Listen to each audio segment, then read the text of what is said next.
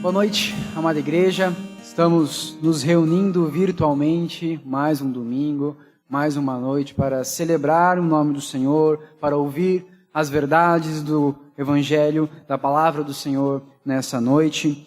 E nós louvamos a Deus por estes meios que nós temos, por essas tecnologias, que Deus deu sabedoria ao homem para criar, para que de alguma forma, em meio a essa situação toda, nós possamos buscar o nome do Senhor e buscar a sua santa palavra. E para a gente começar a celebração dessa noite, quero te convidar a abrir sua Bíblia no livro de Salmos, no capítulo 116. Salmos, capítulo 116. Nós vamos ler do verso de 1 a 4 e depois nós vamos ler do verso 12 até o verso 19. Salmos 116, de 1 a 4 e de 12 a 19. A palavra do Senhor diz assim: Amo o Senhor, pois Ele ouve o clamor da minha súplica. Inclina seu ouvido para mim, e eu o invocarei enquanto viver. Os laços da morte me cercaram, as angústias do Sheol se apoderaram de mim. Sofri tribulação e tristeza. Então invoquei o nome do Senhor. Livra-me, Senhor. Verso 12 em diante. Que darei ao Senhor por todos os benefícios que Ele tem me dado. Tomarei o cálice da salvação e invocarei o nome do Senhor. Cumprirei meus votos ao Senhor na presença de todo o seu povo. A vida dos seus seguidores é preciosa aos olhos do Senhor. Senhor, sou teu servo, filho de tua serva. Tu me livraste das minhas cadeias. Eu te oferecerei sacrifícios de ação de graça e invocarei o nome do Senhor. Cumprirei os meus votos ao Senhor na presença de todo o seu povo, nos átrios da casa do Senhor, no meio de ti, ó Jerusalém. Aleluia. Amados, o salmista está passando, como ele fala no verso 3, por um tempo, por um momento de sua vida, muito semelhante ao tempo e ao momento que nós temos passado nos dias de hoje. No verso 3 ele fala: os laços da morte me cercaram, as angústias do Sheol se apoderaram de mim, sofri tribulação e tristeza.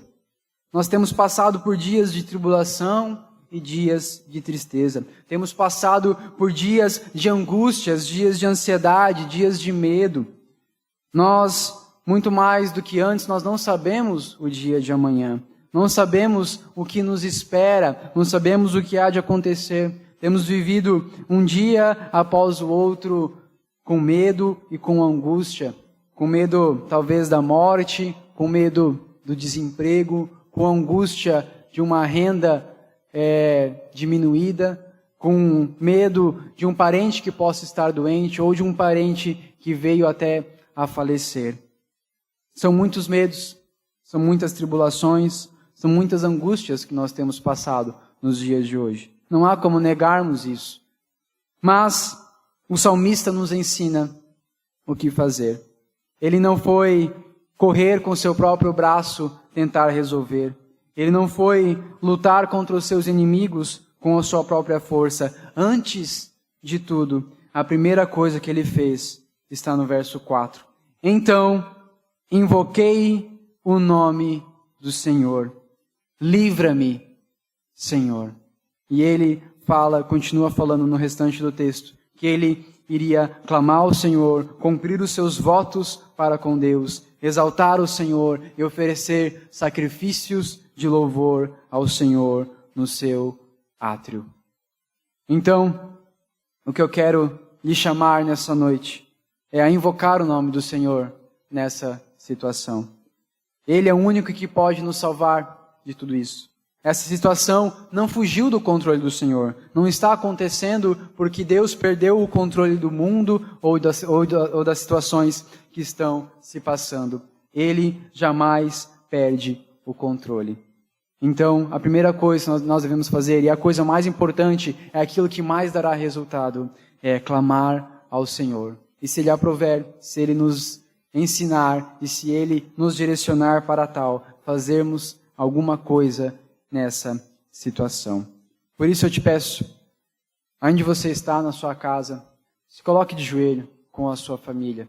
Feche seus olhos para nós orarmos ao Senhor por essa situação, por tudo que estamos passando no nosso país e no mundo como um todo. Oremos ao Senhor.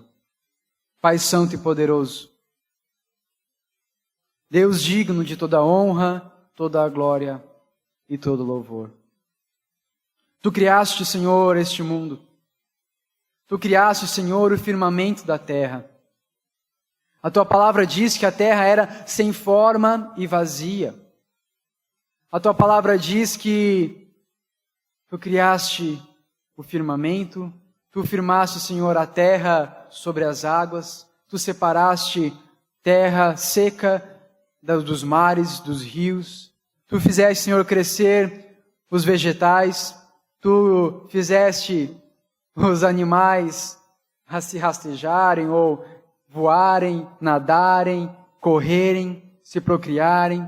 Tu fizeste as árvores darem os seus frutos. Tu criaste, Senhor, todas as coisas. E não há nada que fuja do seu controle. Tu teceste o homem de maneira tão maravilhosa e sopraste o fôlego de vida em suas narinas. Tu teceste a cada um de nós no útero de nossas mães. E quando nós éramos substância ainda informe, tu sabias, Senhor, da nossa existência e de todos os nossos dias. Não há nada que foge do teu controle. Não há nada que foge do teu poder. Não há 1 centímetro quadrado sobre a existência humana que tu não clames, é meu. Por isso, Senhor, reconhecendo essa autoridade, reconhecendo, Senhor, o teu poder sobre este mundo, sobre todas as coisas, sobre as nossas vidas e sobre esta situação que temos passado. Nós te pedimos, ó Pai, tem misericórdia de nós. Tem misericórdia das nossas vidas. Tem misericórdia, Senhor, da nossa família, dos nossos queridos. Tem misericórdia, Senhor, de cada um da nossa igreja. Tem misericórdia, Senhor. Cuida de nós. Cuide de cada um da nossa igreja, Senhor, que faz parte do grupo de risco. Cuida, Senhor, de cada um que está já com sua saúde debilitada. Senhor, protege a cada um. Nós te pedimos também, Senhor, pelas autoridades, Senhor, da nossa cidade, do nosso estado, do nosso país. Temos visto, Senhor, notícias de tamanha bagunça, tamanha irresponsabilidade, Senhor, de diversas formas, Senhor, na nossa política. O que nós te pedimos é, tem misericórdia da nossa nação. A tua palavra diz que feliz é a nação cujo Deus é Senhor, mas tu também diz, Senhor, que a paz e a alegria, Senhor, nas nações em que um justo governa. Por isso nós te pedimos, Senhor, dá sabedoria aos governantes. Constrange, Senhor, os governantes, Senhor, que eles se lembrem da autoridade do teu nome, da autoridade, Senhor, que tu tens sobre todas as coisas. Que eles se sintam constrangidos, Senhor, em governar o nosso país, o nosso estado e a nossa cidade, Senhor, de uma forma que glorifique o teu nome. Nós também, Senhor, te clamamos por aqueles que estão trabalhando, Senhor, na linha de frente, os médicos, enfermeiros, bombeiros, policiais. Fortalece, Senhor, a cada um desses. Dá sabedoria, Senhor, nessa situação. Nós te pedimos também, Senhor, pela nossa economia e também por cada um dos nossos queridos membros que estão passando por alguma necessidade financeira ou alguma angústia financeira, Senhor. Nós te pedimos, tem misericórdia, sustenta a cada um de nós, Senhor, e naquilo que nós podemos, Senhor, como igreja, ajudar e sustentar uns aos outros, Senhor, usa-nos, Senhor, eis-nos aqui, capacita-nos, Senhor, é o que nós te pedimos, no nome santo e poderoso de Jesus. Acalma a nossa alma, Senhor, acalma a nossa mente, que nós possamos descansar em Ti, sabendo que Tu és Deus poderoso sobre tudo e sobre todos. É o que nós te pedimos, no nome santo e poderoso de Jesus. Amém.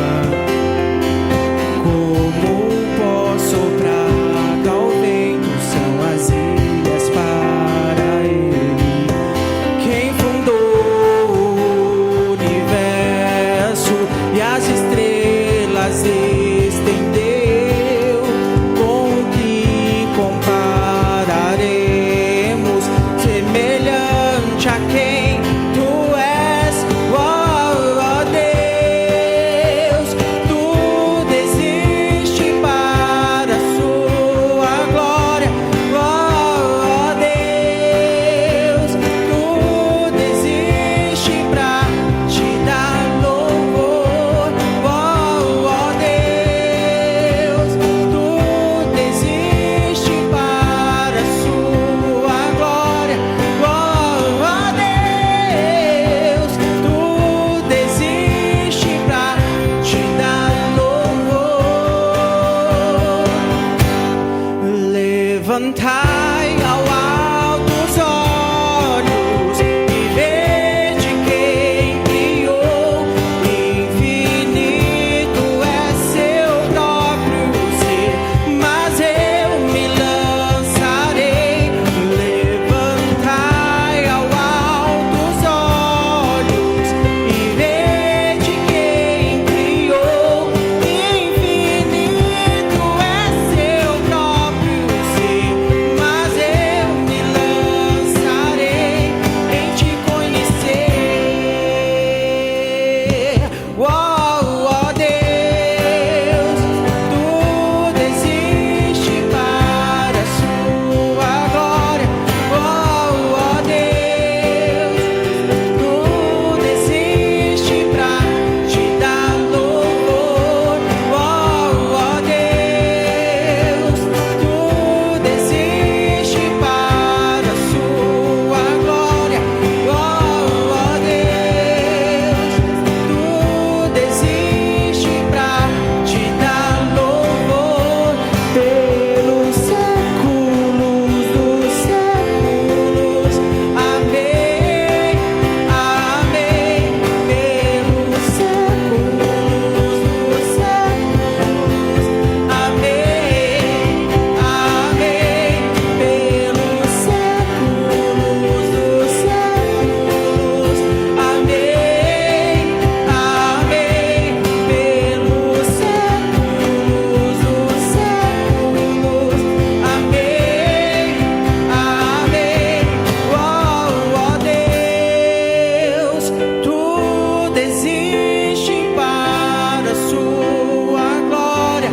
Ó Deus, tudo existe pra te dar louvor.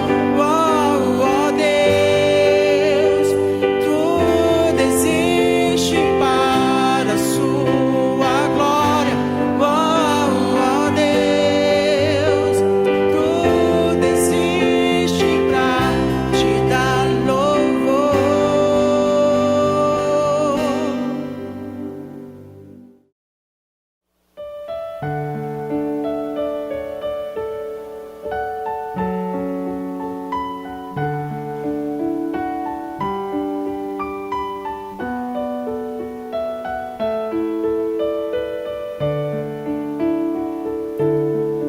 Meu Jesus, a ti me achego com temor no coração. És o meu maior anseio, Rei da minha salvação. Pai, a ti eu agradeço por tão infinito amor que recebe com carinho este pobre pecador.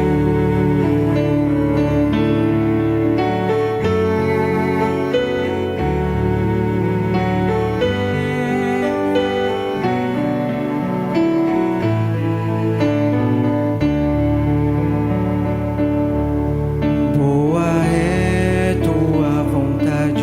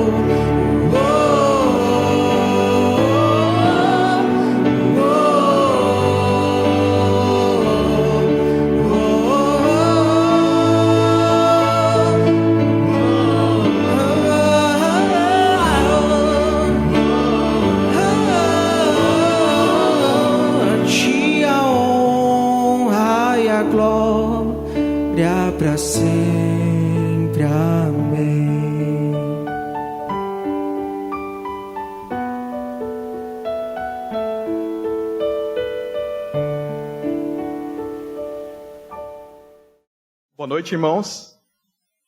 Abram suas Bíblias no Salmo 36. É para abrir a Bíblia, você que está em casa, não pense que não tem ninguém olhando, Deus não está olhando. Salmo 36, a gente vai ler a porção do versículo 5 até o versículo 9. Salmos 36, 5 a 9. Se você não abriu, dá uma pausa, aí volta na sequência. Teu amor, Senhor, é imenso como os céus. Tua fidelidade vai além das nuvens. Tua justiça é como os montes imponentes, ou em outras versões, é firme como as altas montanhas. Os teus decretos como as profundezas do oceano. Em outras versões, são insondáveis como o grande mar. Tu, Senhor, cuidas tanto das pessoas como dos animais. Como é precioso o teu amor, ó Deus. Toda a humanidade encontra abrigo, ou então refúgio à sombra das tuas asas. Tu os alimenta com a fartura de tua casa e deixas que bebam de teu rio de delícias, pois és a fonte da vida, a luz pela qual nós vemos. Irmãos, salmista Davi, rei Davi, por meio destes versos, louva ao Senhor, o doador e criador de toda a vida. Ele, de maneira bela e poética, exalta o amor, a fidelidade, a justiça e os decretos do Senhor, comparando estes com alguma das grandes criações de Deus. Ele fala que o teu amor é imenso como os céus, a tua fidelidade vai além das nuvens. São coisas da criação, coisas que nós, como criaturas finitas, não conseguimos sondar como deveríamos, porque é a criação de Deus, Ele que vê de cima. Então o salmista Davi faz essa comparação desses atributos do amor, da fidelidade, da justiça e dos decretos de Deus, como as grandes coisas da criação que o Senhor fez. Ele continua atribuindo louvor ao Senhor por outra característica fenomenal do nosso bom Pai, o seu cuidado contínuo pela sua criação. Davi diz que o Senhor cuida das pessoas e dos animais, que no Senhor existe abrigo e refúgio, e que o Senhor é quem nos fornece alimento e todo o sustento necessário. Por isso o salmista diz que o amor do Senhor é precioso e que o Senhor é a nossa fonte de vida.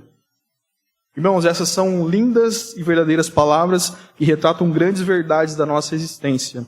O cristão, e até o não cristão, o ateu, ele não é sustentado pelo seu trabalho, não é sustentado pela sua empresa, não é sustentado pelos seus braços, mas sim é sustentado por Deus, por meio do seu trabalho, por meio de sua empresa ou por meio de seu braço.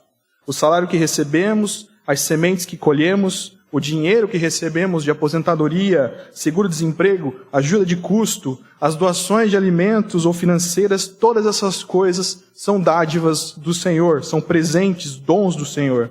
O Senhor pode dar essas coisas e Ele também pode tirar, sendo o Criador de tudo. Mas ainda assim Ele continuará sendo o bom Deus amoroso e fonte de nossa vida, como descrita pelo salmista Davi.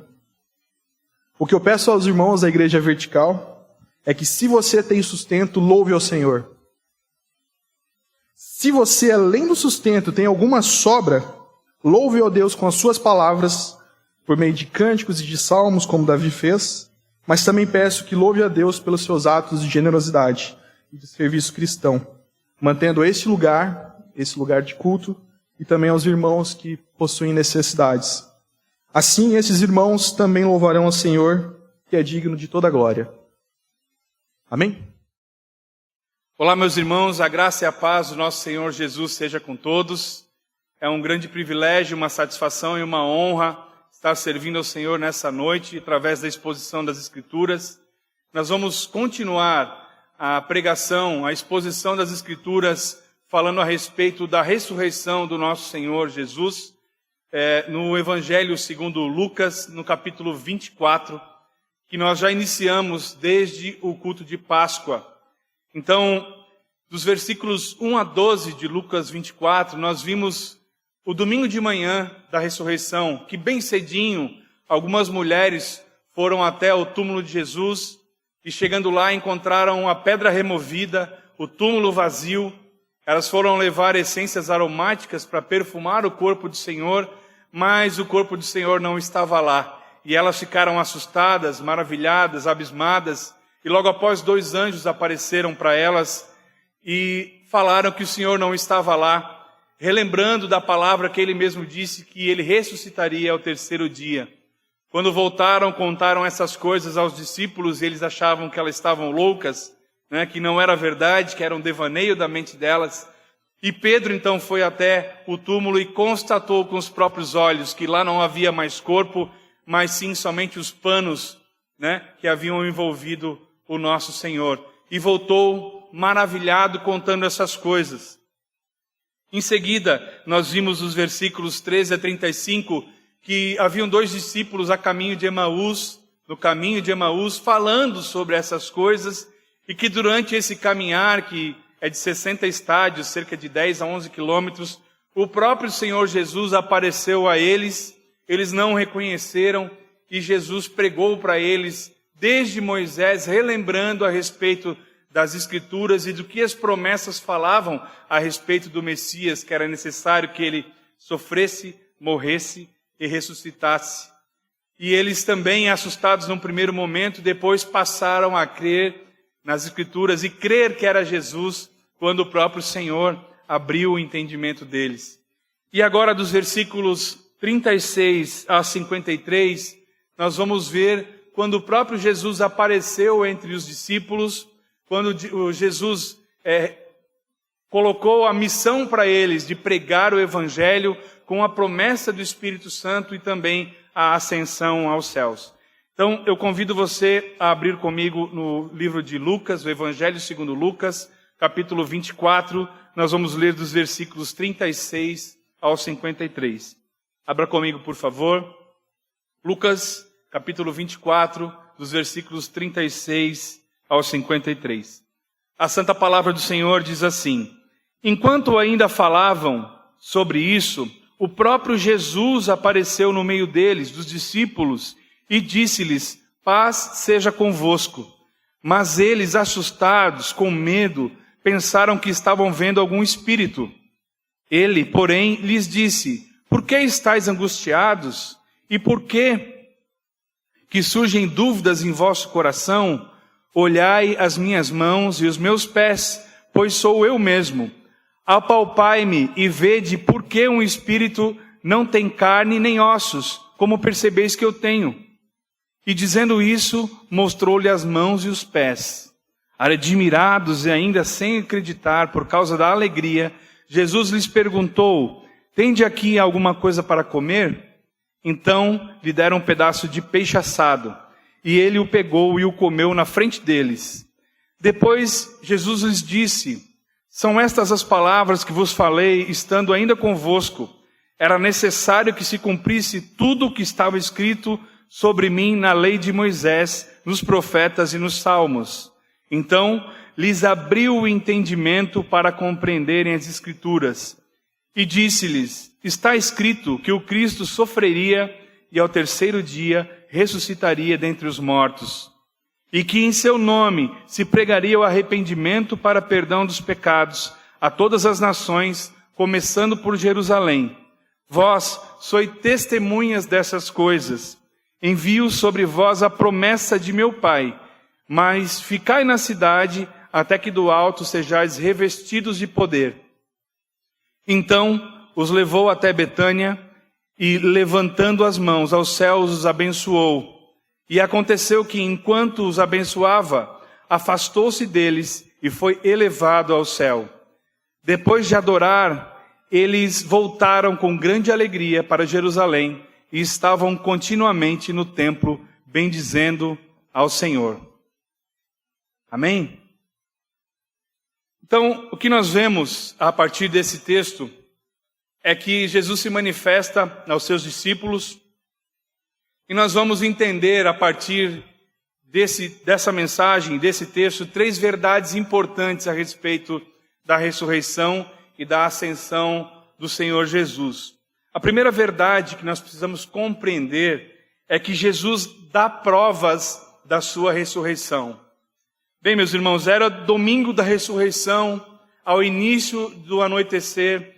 Os irmãos do caminho de Emaús tinham voltado, estavam juntos com os discípulos, com os 11, né? reunidos a portas fechadas. Por quê? Porque eles tinham medo das autoridades judaicas que ainda procuravam aqueles que seguiam a Jesus e haviam falado sobre isso. Pedro, que havia testemunhado a tumba, o sepulcro vazio, somente os panos e as vestes lá, os discípulos do caminho de Emaús, ao qual o próprio Jesus apareceu e conversou com eles, abriu os olhos deles e também pregou a respeito da palavra. Lá estavam eles nesse momento alegre e de repente Jesus aparece no meio deles. E eles ficaram com medo, ficaram espantados, ficaram assustados. Mas por quê? Ficaram se perguntando como ele apareceu, por onde ele entrou. Nós não vimos, né? Então, mesmo os discípulos de Emaús, que tinham acabado de ter uma experiência na presença do Senhor, ficaram assustados porque não entenderam como o Senhor entrou naquele lugar, como o Senhor havia, por onde ele havia entrado, por que porta, como, ninguém viu, né? Eles estavam duvidosos no seu coração sobre o que havia acontecido. Mas mesmo assim, mesmo esses discípulos, os próprios discípulos que abandonaram Jesus, fugindo no dia da crucificação, vergonhosamente, mesmo quebrando as promessas que fizeram a Cristo, de estarem prontos para morrer pela fé que professavam no Messias, mesmo esses, mesmo Pedro, que o havia negado 3 vezes no próprio dia da crucificação, Jesus ainda teve paciência com eles. Jesus, cheio de amor, os disse: paz seja convosco. Paz seja convosco. A paz com Deus decretada na cruz do Calvário, quando ele bradou: está consumado. A paz de que seus pecados estão perdoados. A paz verdadeira, conforme o próprio Jesus disse: deixo-vos a paz, a minha paz vos dou. Não a dou como o mundo a dá. Não se perturbe o vosso coração, nem tenha medo. João 14, 27. A paz do próprio Cristo. Vendo ainda o medo e o pavor nos olhos dos discípulos, o espanto naquele momento, ele disse: venham, me apalpem, vejam as minhas mãos, vejam os meus pés, vejam as minhas marcas, as minhas cicatrizes. E todos puderam ver as marcas da crucificação. De tão alegres, eles não acreditavam. Era bom demais para ser verdade. Então Jesus dá mais um passo de amor e paciência ainda. E pede a eles algo para comer. E eles lhe dão peixe. E ele se assenta e come junto com eles.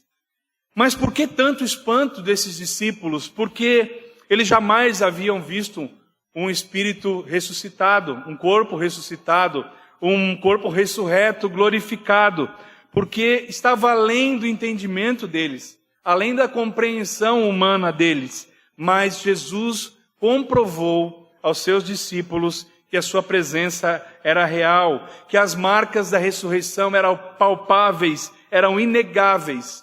Jesus fez com que vissem e experimentassem a sua gloriosa presença. Ele ressuscitou com as suas feridas curadas e as suas cicatrizes mantidas. Por quê? Porque as feridas de Jesus curaram as feridas dos discípulos. As feridas de Jesus curaram as feridas da incredulidade. Quando Jesus se revela a nós, as feridas da nossa incredulidade são saradas em nosso coração. A segunda verdade que nós vemos nesse texto é que Jesus delega a missão e promete a capacitação a esses discípulos. E dentro dessa delegação, dessa missão, nós vamos ver alguns passos importantes, algumas atitudes de Jesus durante a delegação dessa missão. A primeira atitude é que Jesus abre o entendimento dos discípulos para as Escrituras. Então, logo depois de mostrar as marcas da sua ressurreição, Jesus expõe as Escrituras para os discípulos, provando que a sua ressurreição estava anunciada nas Escrituras. Ele morreu pelos nossos pecados, segundo as Escrituras. Ele foi sepultado e ressuscitou, segundo as Escrituras. A obra da cruz, ela não foi forçada, nem um acidente, nem um plano B para um plano fracassado do Senhor. A obra da cruz estava na agenda do Senhor desde a eternidade. A Bíblia, na versão hebraica, que compreende a lei de Moisés, profetas e salmos, toda ela aponta para o cumprimento das Escrituras no Senhor Jesus como o Messias, o Salvador prometido. Então eles compreenderam que Jesus é a chave para compreender o cumprimento da lei, as profecias e os salmos. Todo o Antigo Testamento aponta para a morte e ressurreição, para a humilhação e exaltação de Cristo Jesus.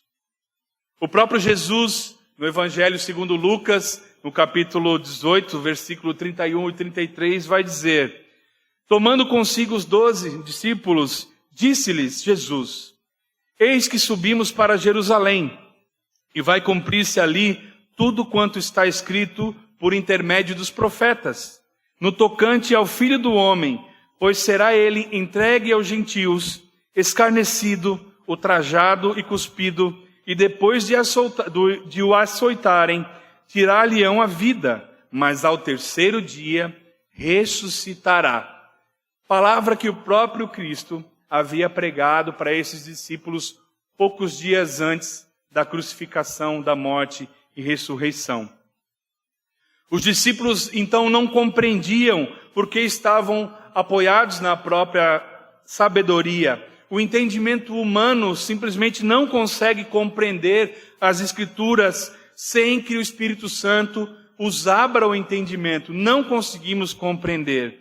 Antes, os discípulos ouviam as Escrituras, mas agora eles realmente tinham entendimento sobre elas, porque compreenderam como Cristo Jesus cumpria as promessas do Antigo Testamento.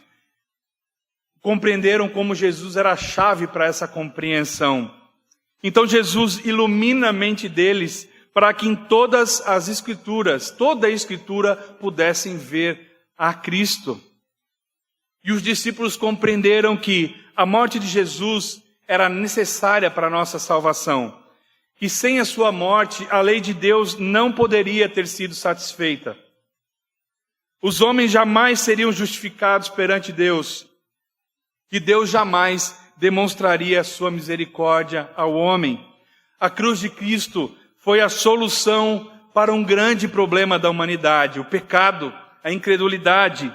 Possibilitou que a Deus ser justo e justificador dos pecadores, possibilitou ao homem se achegar a Deus e possibilitou ao pecador ter esperança e perdão em Cristo. Os discípulos compreenderam que, sinceramente, sim, somos culpados e merecemos o inferno, mas podemos recorrer a Ele, que morreu por nós, e que nele temos vida e absolvição dos nossos pecados. Aquele que ressuscitou é aquele que nos salva. Devemos nos gloriar, então, na cruz de Cristo. Ela é a fonte da nossa esperança, ela é a fonte da nossa paz com Deus e paz de Deus. Aprendemos então que a incredulidade vê na cruz castigo e sofrimento, mas a fé vê a morte de Cristo como pagamento da impagável dívida do homem com Deus. A completa salvação de todos os que creem. Jesus então cria a fé e consuma a fé. Ele é o autor e consumador da nossa fé, provando em nosso coração e selando com o Espírito Santo de Deus. Amém? A segunda atitude que nós vemos é que Jesus delega a missão aos discípulos. Agora que eles entenderam as Escrituras, eles são chamados para pregar o Evangelho a todas as nações. Não deveriam somente pregar, mas também testemunhar a respeito da ressurreição do Senhor. Qual o conteúdo dessa pregação? O que os discípulos deveriam pregar? O arrependimento para perdão de pecados.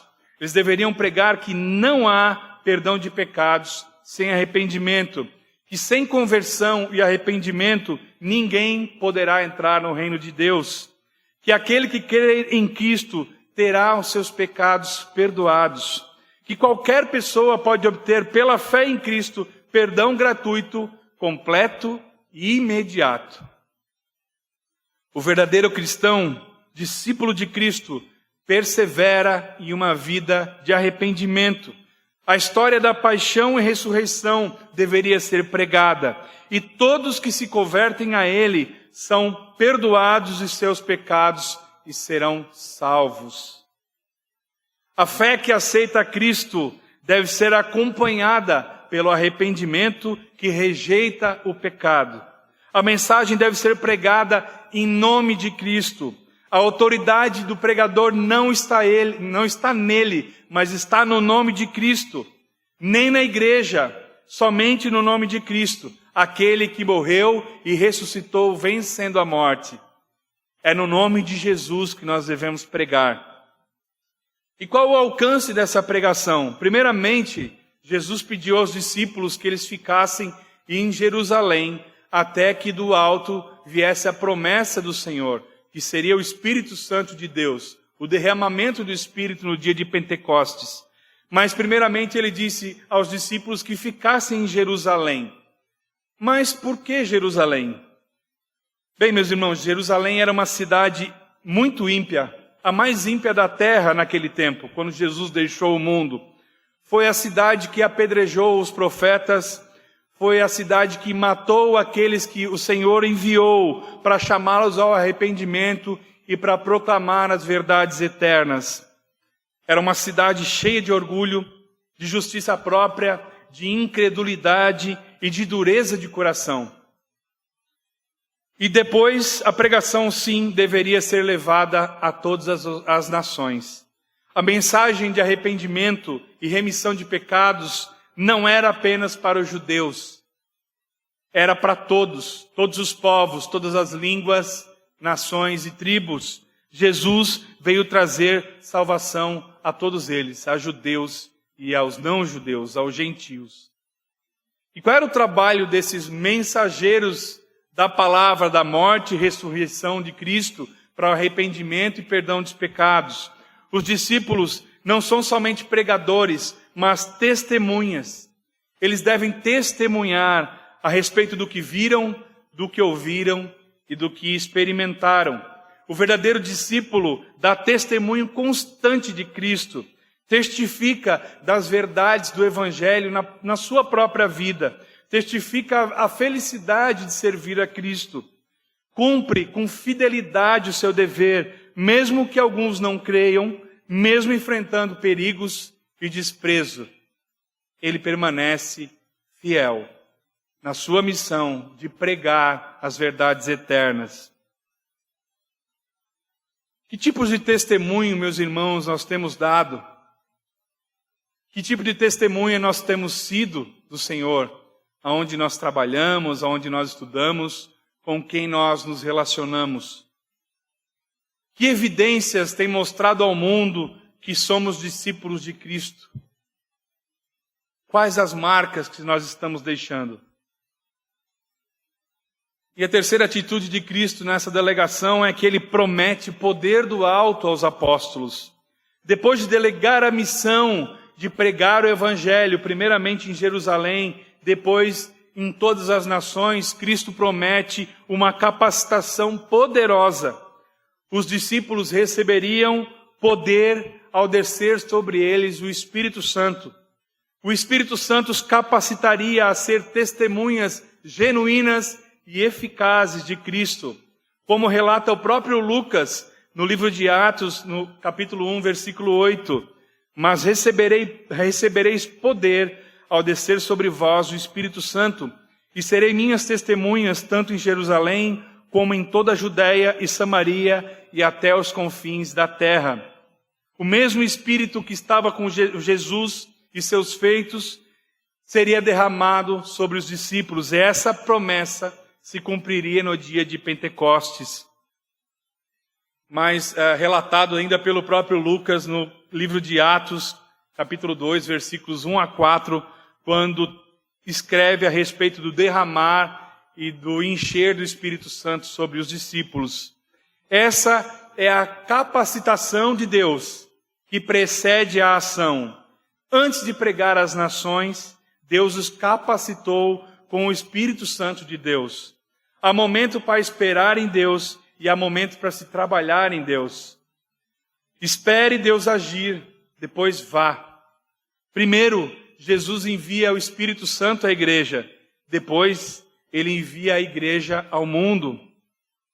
Veja a capacitação do Espírito Santo no discurso de Pedro, no livro de Atos, capítulo 2, dos versículos 14 a 36. A grande transformação que houve em Pedro, o pescador, que se tornou aquele que pregava a céu aberto e milhares se converteram, cheio do Espírito Santo. E a pregação, meus irmãos, ela não é somente de púlpito, não é somente aqui. Todo aquele que é filho de Deus, todo aquele que é alcançado pelo amor de Cristo, prega e testemunha a respeito das verdades eternas. Pregar também é testemunhar essa verdade. Para todo aquele que você conversa, aquele que você fala a respeito de Cristo, aquele que morreu e ressuscitou e agora reina à destra de Deus Pai Todo-Poderoso. Testemunhar também é pregar. Você tem pregado aos outros a respeito das verdades eternas? Você tem piedade? Você tem se dedicado a alcançar os perdidos, aqueles que não conhecem a Cristo? E a terceira verdade que nós vemos nesse texto é que a ascensão de Jesus, ela consuma toda a obra da redenção. Jesus permaneceu com os discípulos por vários e vários dias.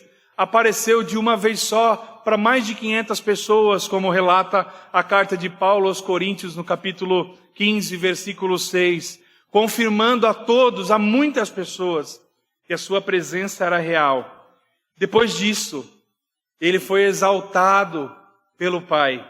Ele ascendeu aos céus e assentou à direita do Pai. Jesus foi arrebatado para Deus e para o seu trono, como diz Apocalipse no capítulo 12, versículo 5. Longe de nós? Não, ele não está longe de nós, porque ele habita no coração de todo aquele que nele crê. Jesus deixa então aos discípulos e para nós um grande legado, o entendimento das Escrituras, a missão de pregar o arrependimento e perdão de pecados em todas as nações, e o poder do alto, do qual nós somos revestidos no momento em que recebemos o Espírito Santo. Verdades importantes a respeito da ascensão de Cristo. Primeiro, o lugar da ascensão. Depois dessa promessa de capacitação, Jesus levou os discípulos até Betânia, mais precisamente até o Monte das Oliveiras. O Monte das Oliveiras, meus irmãos, foi o mesmo monte da agonia de Cristo. No mesmo monte da agonia de Cristo, foi o monte da sua vitoriosa exaltação. Qual o significado da ascensão de Cristo? A ascensão foi o selo da vitória de Cristo sobre a morte, sobre o pecado, sobre o diabo e sobre o mundo. A sua ascensão foi visível, gloriosa, vitoriosa. Todos viram Jesus subindo aos céus, testemunharam a exaltação do nosso Senhor. A ascensão de Cristo consuma então a obra da redenção. O seu sacrifício vicário foi aceito por Deus. A vontade do Pai foi cumprida. A redenção foi realizada. E aí ele volta para o Senhor, como ele mesmo diz na oração sacerdotal em João 17:5. E agora, pois, glorifica-me, ó Pai, junto de ti mesmo, com a glória que eu tinha contigo antes que o mundo existisse, desde a eternidade. E ele foi elevado aos céus para continuar o seu ministério de sacerdote e rei. Como está escrito em Filipenses capítulo 2, versículos 9 a 11, por isso, Deus também o exaltou com soberania e lhe deu o nome que está acima de qualquer outro nome, para que ao nome de Jesus se dobre todo o joelho dos que estão nos céus, na terra e debaixo da terra, e toda língua confesse que Jesus Cristo é o Senhor, para a glória de Deus Pai. Ele está sentado agora à destra de Deus Pai Todo-Poderoso, intercedendo por sua igreja, conduzindo os destinos da história, aguardando a ordem do Pai para voltar e buscar a sua noiva, a sua igreja. Os discípulos que antes tinham um amigo na terra, agora têm um amigo nos céus. Isso é maravilhoso. E qual o resultado dessa ascensão? Antes de ser elevado aos céus, Jesus abençoou aos discípulos. Eles agora tinham incontáveis motivos para adorar o Senhor e permaneceram louvando e adorando ao Senhor, conforme Ele tinha pedido que esperassem em Jerusalém, que pregassem em Jerusalém, até que fosse chegada a hora do derramar do Espírito Santo, a capacitação de Deus. E o que é essa ascensão de Cristo, o que a exaltação de Cristo desperta em nós? E o que ela despertou nos discípulos? A ascensão desperta em nós a adoração. A completude da obra de Cristo na cruz do Calvário, ela desperta genuína adoração. Agora, os discípulos haviam compreendido o significado de ter um Senhor e um Salvador. Aquele que crê em Jesus tem seu entendimento iluminado, tem os olhos abertos. Aquele que crê em Jesus tem os seus corações aquecidos e entendem de fato que Jesus é Senhor. Sabe, apesar de todas as aflições, que ninguém pode nos separar do amor de Cristo. Os discípulos que antes eram amedrontados passaram a adorá-lo. A ascensão desperta a alegria. No lugar da tristeza pela morte de Cristo, a ascensão despertou grande alegria no coração dos discípulos. A alegria de testemunhar que o Redentor vive. A alegria de saber que Ele reina no céu junto com o Pai. O Evangelho de Lucas, que começa com a alegria do nascimento de Cristo, termina em grande alegria com a ascensão de Cristo aos céus, para junto do Pai. A ascensão de Cristo, ela desperta louvor. Os discípulos antes assustados, agora louvavam ao Senhor. Agora tinham certezas das palavras do Senhor e clareza delas. Tiveram o véu removido dos seus olhos e começaram a enxergar as verdades eternas. O significado da agonia, paixão, sofrimento na cruz, agora fazia sentido. As suas dúvidas foram removidas, seus olhos foram abertos, tudo se tornou claro. E descobriram que com o verdadeiro conhecimento de Jesus produz o verdadeiro louvor. É necessário conhecer a Cristo.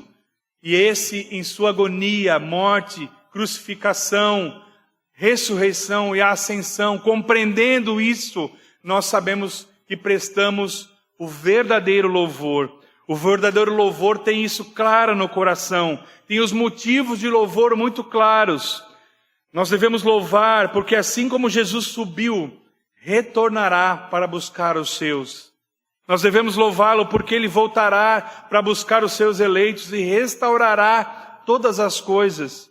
Nós devemos louvar, esperar, ansiar e orar por esse maravilhoso dia. Assim nós devemos continuamente louvar ao Senhor. Tenhamos em mente o motivo do nosso louvor. Cristo morrendo na cruz em favor de pecadores, vivendo e reinando nos céus e intercedendo pelos seus, e retornará novamente em grande glória para nos buscar.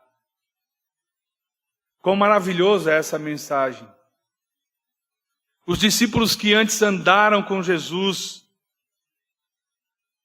duvidaram dele, duvidaram das suas palavras, da sua ressurreição, até que tiveram os olhos e entendimento aberto. Eles esqueceram da mensagem que Jesus havia pregado. Os anjos tiveram que pregar às mulheres e lembrá-las das Escrituras. Jesus se apresentou para os discípulos e eles não os reconheceram. Esses mesmos discípulos, por misericórdia de Deus, viram a ascensão do Salvador e mais tarde foram cheios do Espírito Santo.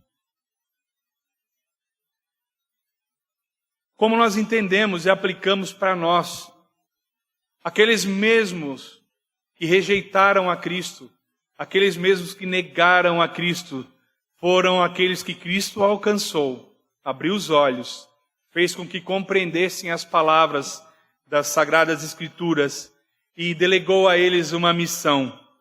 E esses homens, 12, mais tarde como Matias, influenciaram a história da humanidade, pregando o Evangelho de Cristo, do Cristo que morreu e ressuscitou.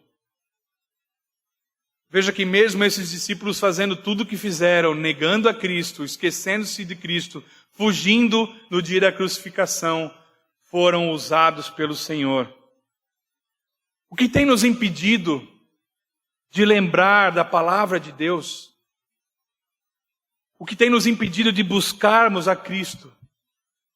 O que tem nos impedido de crer nesse Cristo ressurreto? O que tem nos impedido de viver essa verdade? O que tem nos impedido de pregar esse Evangelho? Meus irmãos, se nós cremos, nós anunciamos. Se o nosso coração está cheio da palavra, nós falamos da palavra. Até quando você que não crê nessa mensagem vai tentar seguir o seu caminho sozinho, nessa vida finita, negando a possibilidade da vida eterna? Até quando aquele que diz que crê vai negligenciar a pregação da Escritura, a pregação da verdade? Até quando aquele que diz que crê não vive aquilo que prega? Até quando você buscará as bênçãos de Deus, mas não dá testemunha das obras de Deus? Até quando? Até quando sofreremos? Até quando derramaremos lágrimas? Nesses dias há muitas pessoas perdendo o emprego, perdendo familiares, tendo muitas pessoas ao seu redor e assim mesmo adoecidos pelas doenças, pelo Covid, por várias outras enfermidades, pessoas com depressão.